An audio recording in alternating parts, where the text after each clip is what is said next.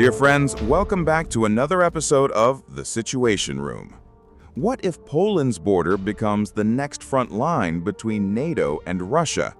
That is the question gaining momentum after Warsaw moved to seal its frontiers in direct response to Russian military exercises and recent violations of its airspace by Moscow's drones.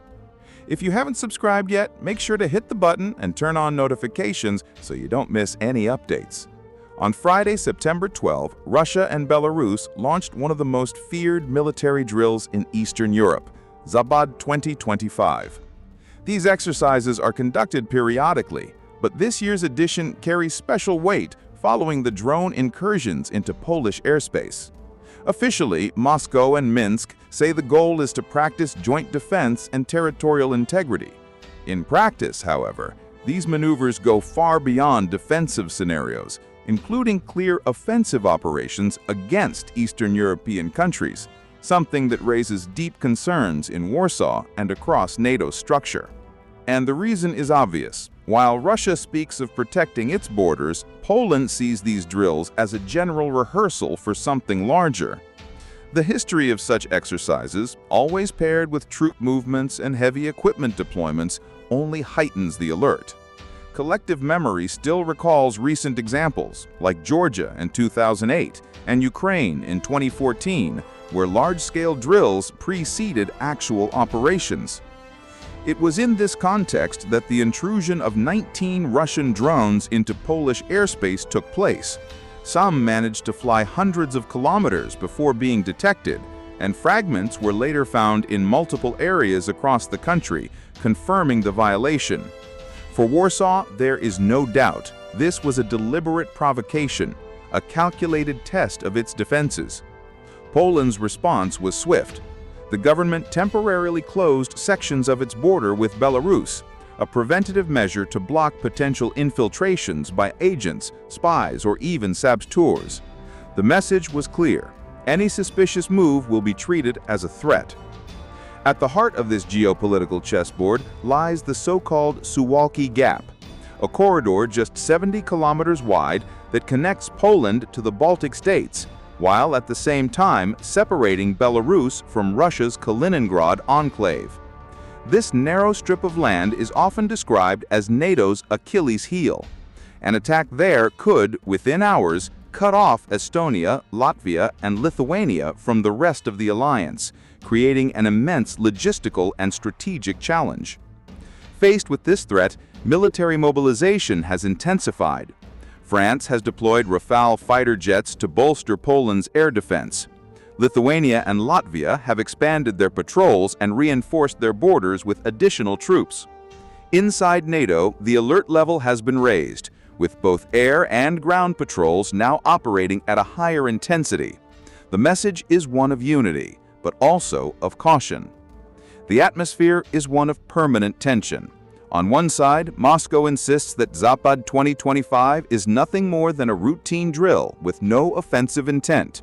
On the other, Poland sees unmistakable signs of preparation for a possible attack, especially after the string of airspace violations. Between rhetoric and reality lies uncertainty, and it is precisely in that gray zone where distrust continues to grow. Despite Moscow's denials of any involvement in the drone incursions, the interpretation in Warsaw and across NATO capitals was unanimous. This was a deliberate provocation, a calculated move to test the West's response. It is not the first time the Kremlin has relied on asymmetric tools to probe its adversary's limits, and this episode only reinforces the perception that Putin seeks to exploit every crack in the alliance's cohesion. The Zapad 2025 drills, carried out jointly with Belarus, give shape to this strategy. Officially presented as defensive, in practice, they project a clear offensive posture and directly pressure NATO's eastern flank. The fact that these maneuvers run in parallel with airspace violations at a time when tensions are already inflamed magnifies their psychological impact on Poland and the Baltic states. For Warsaw, this is not simply a matter of troops in training. It is a calculated display of hybrid intimidation. Drones crossing borders, migrant flows manipulated along the frontier, and veiled threats converging on the Suwałki Gap, the weakest point in NATO's defensive architecture. This hybrid pattern has become a hallmark of Russia's modern strategy.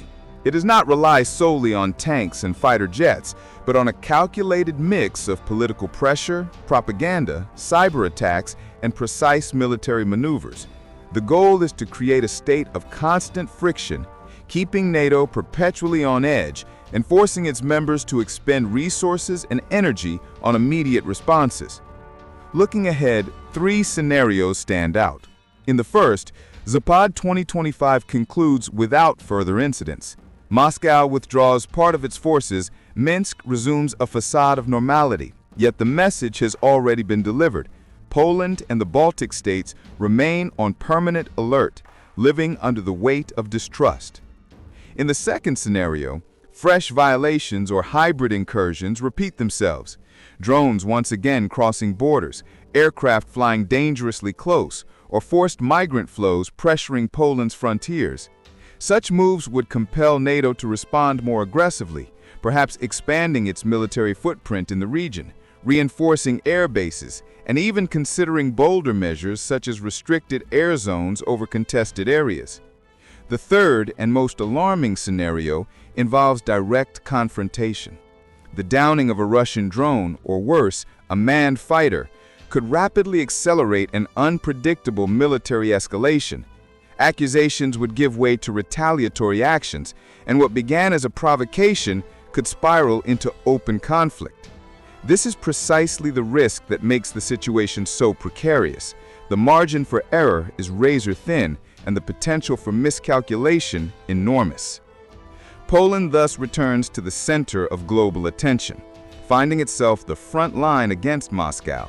And every maneuver, every exercise, every drone that crosses its skies is read as part of a larger strategic game. Between shows of force and acts of intimidation, the balance of the region hangs by a thread. Share your thoughts in the comments below. Subscribe to the channel and hit the notification bell so you won't miss what comes next.